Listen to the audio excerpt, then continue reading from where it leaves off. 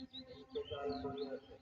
ইন্না লিল্লাহি ওয়া ইন্না ইলাইহি রাজিউন। ফজরের জানাজার নামাজ আজ বেলা 11টায় দিল্লির উত্তরপাড়া বাইতুল মামুর জামে মসজিদ মাঠে অনুষ্ঠিত হবে। ফজরের জানাজার নামাজ আজ বেলা 11টায়। প্রিয় দর্শক, আপনাদেরকে আজকে যে জায়গাটায় নিয়ে আসলাম,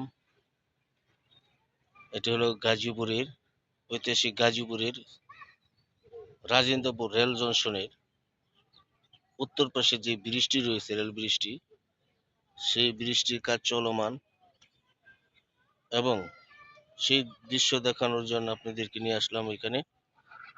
যেই রাজেন্দ্রপুর শ্রীপুর থানাধীন সেই ব্রিজটি দেখানোর জন্য, যে ব্রিজের কাজ চলমান, যেখানে লাল পতাকা দিয়ে ট্রেন থামানো হয়, ট্রেন থামিয়ে দেওয়া হয়, সেই ব্রিজে নিয়ে আসলাম দৃশ্যটা দেখানোর জন্য।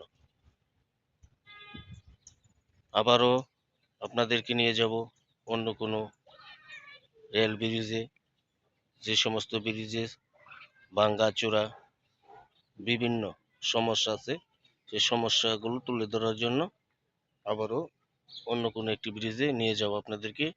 আজকে এই রাজেন্দ্রপুর রেল ব্রিজের এই ভিডিও পর্যন্তই সমাপ্তি। আবারও আপনাদেরকে আমি নিয়ে যাব অন্য কোনো রেল ব্রিজে। আর আমার পাশে থাকবেন, আমার চ্যানেলটাকে সাবস্ক্রাইব করবেন।